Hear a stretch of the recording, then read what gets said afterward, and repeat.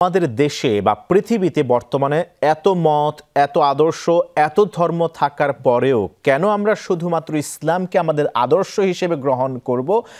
আদর্শ হিসেবে গ্রহণ করবার জন্য অন্য সব মতাদর্শ কিংবা ধর্মেরও কিছু বৈশিষ্ট্য আছে, ইসলাম কেন অনন্য, ইউনিক? এর উল্লেখযোগ্য মৌলিক বৈশিষ্ট্যগুলির কয়েকটি যদি আপনি তুলে ধরতেন প্লিজ। ধন্যবাদ আপনাকে। চমৎকার ভাবে আজকে শিরোনাম নির্ধারণ করেছেন এবং আপনি সূচনা বক্তব্য চমৎকার বলেছেন। ইসলাম আমরা এই জন্যেই ধারণ করছি না যে আমি মুসলিম দেশে জন্ম, আমার বাবা মুসলিম ছিলেন, দাদা মুসলিম ছিলেন, সেজন্য আমরা ইসলাম তার বৈশিষ্ট্যের অনন্যতা এবং তার বৈশিষ্ট্য এবং সৌন্দর্য এগুলো দেখে মুগ্ধ হয়ে আমরা ইসলামকে ধারণ করি, লালন করি এবং বাস্তব জীবনে প্রতিফলন করার চেষ্টা করি। প্রথমে ইসলামের যে বৈশিষ্ট্য সমূহের মধ্যে যেটি প্রথম বৈশিষ্ট্য সেটি হচ্ছে এটি কোনো মানব রচিত ধর্ম নয়, যেটি অনেক সংশয়বাদী বা অনেক দার্শনিকরা বলে থাকে যে ধর্ম হলো অতিমাত্রিক কিছু বুদ্ধিমান এবং প্রতিভাধর ব্যক্তিদের রচিত বা সৃজিত জিনিসই হচ্ছে ধর্ম।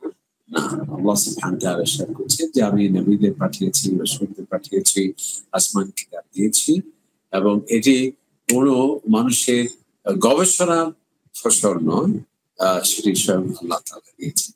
এবং এই ইসলামের অনন্য বৈশিষ্ট্য হলো ইসলাম যে নবীকে ইসলাম থেকে শুরু হয়েছে কেবল, যিনি প্রথম মানুষ হযরত আদম, তার মাধ্যমে ইসলাম শুরু।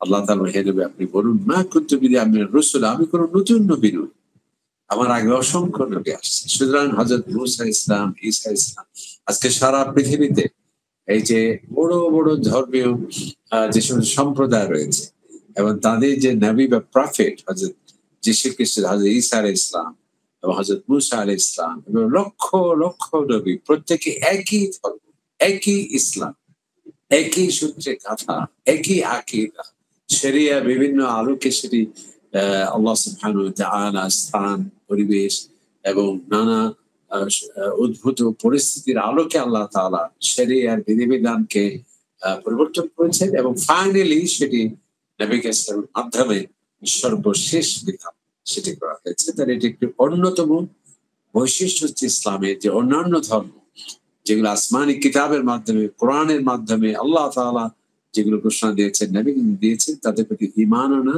এবং একটা অনন্য একটা বৈশিষ্ট্য যে অসাধারণ একটা ঐক্য এবং বিশ্ব শান্তি, সম্প্রীতি এবং যে ইন্টারফেথ ডায়ালগের ক্ষেত্রে অসাধারণ একটা ইসলামের বার্তা। এরপর আরেকটি বড় বৈশিষ্ট্য হলো ইসলামের, সেটি হচ্ছে ইসলাম একটি পূর্ণাঙ্গ জীবন বিধান। আমরা ধর্ম বলতে মনে করে থাকি শুধুমাত্র কিছু উপাসনার কথা, শুধুমাত্র কিছু ধর্মীয় বিধিবিধান, শুধুমাত্র কিছু নরক বা স্বর্গ এগুলো নিয়ে কথা থাকে, কিন্তু ইসলাম এগুলো তো আছেই।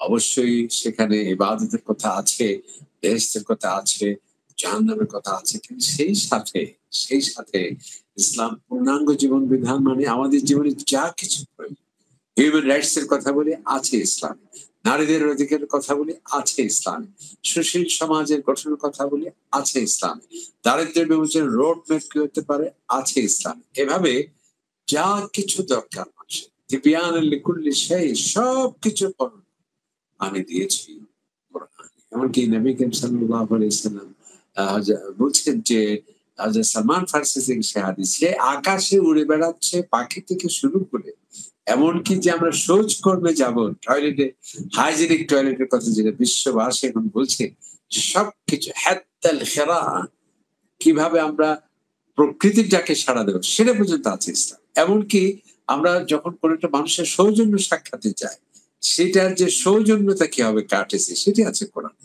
কিভাবে একজন অতিথি একজন মানুষের সাক্ষাৎ প্রার্থী যে অনুমতি নিয়ে আর কলিং বেল যে আমরা দেই সেটি পর্যন্ত আছে কোরআনে, যে তুমি কারো কাছে গেলে তুমি অনুমতি নেবে।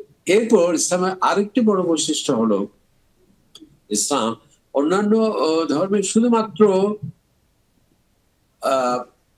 পারলৌকিক কথা কেবল শোনা যায়, শুধুমাত্র পরকালে কি হবে এবং জান্নাত জাহান্নাম এগুলো নিয়ে, কিন্তু ইসলাম করেছে কি, এবং সেখানে বৈরাগ্য দেখতে পাই আমরা।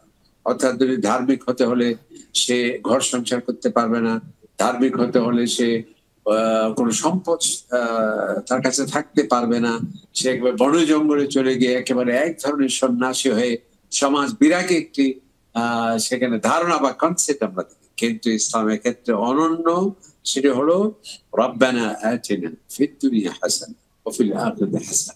আমাদের দুনিয়া এবং আখিরাত উভয়ের মাঝে ভারসাম্যপূর্ণ সমন্বয়, সেটি ইসলামের অন্যতম একটি বৈশিষ্ট্য।